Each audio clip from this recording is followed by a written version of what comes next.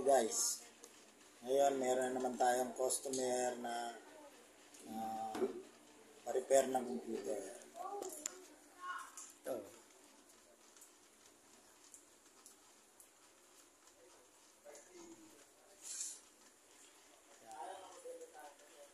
Gawa naman natin siya. Sira kasi ang kanyang power supply. Paano malalaman kapag sira ay power supply? Yun, wala siyang power.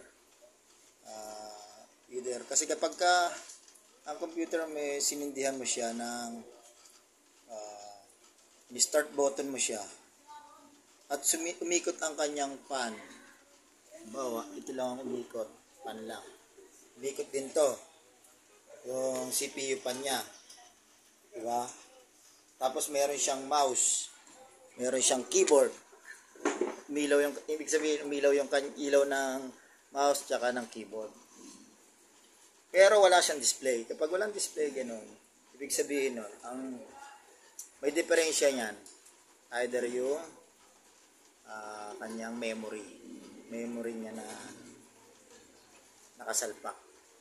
Gagawin nyo doon para mas mabilis, papalitan nyo ng memory. Papalit kayo ng memory nyo. Try kayo ng ibang memory.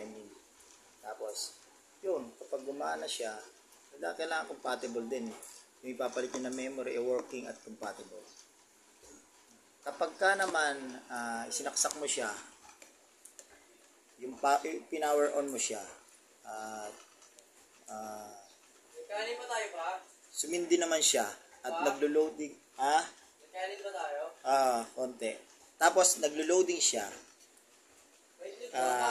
pero, ang display niya lang is BIOS settings lang. Ang ibig sabihin naman nun, wala naman siyang Windows. Ibig sabihin nun, ang maaaring problema naman niya, ito, ang kanyang hard disk window system. Ibig sabihin, maaaring nabura yung inyong copy ng ISO files o yung pinaka mismong ng Windows 10, diba? Hindi siya, pero wala siyang Windows. Dumiretso lang siya sa tapos nag-alagay doon reboot o kaya nakalagay naman doon cannot found yung hindi niya ma-detect yung HDD nyo or hard disk nyo. Pwede rin yung SSD nyo, solid state disk. Yun lang. Pero pagka ganito, wala talagang power,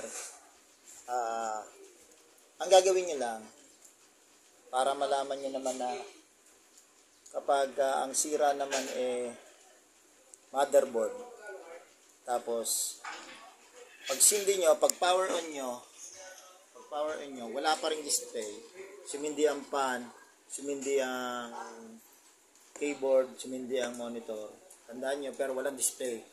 Yung monitor ay lumalabas lang dun yung parang shutting down na, mag-shutting down siya kapag no detected display. Ang ibig sabihin po nun, maaaring nagpalit na rin kayo ng memory nyo. Okay naman yung memory nyo, working naman. Problema, motherboard. Ang gawin nyo lang, motherboard reset.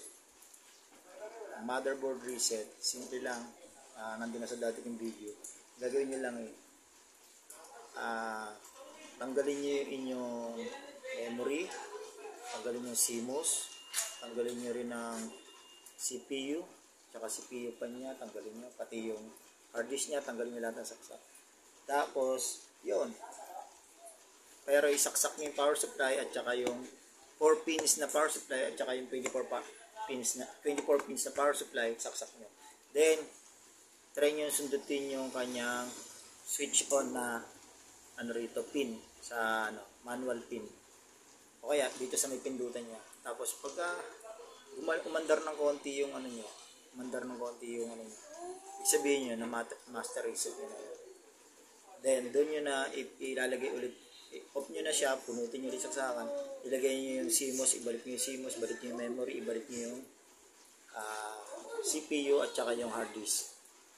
Then, tapos start niyo ulit. Yan. Nag-work, ibig Ibig sabihin, motherboard lang. Kailangan lang ng master reset. Okay, may nasolve na naman tayo. Balik-balik lang tayo. Sinubukan ko kasi may mga gamit talaga ako na pan-testing sa mga halimbawa katulad ng memory. Kailangan natin ng mga memory pan-testing sa mga mga computer na ating i-check. Kailangan mo rin ito kasi baka ito ang sira. Ito, mga goods naman to. Goods. Yan. Tapos kailangan din natin minsan motherboard din. I-check tayo ng motherboard kung yun ang sira. Sabihin, test natin din yung yung hard disk niya, yung memory niya para matest natin na motherboard yung sira. Wala talaga siyang power. Bukod sa walang power, gumana naman yung mga ibang parts niya, mga port niya, di ba? Okay, sana nag-get nyo kahit pa paano. Salamat.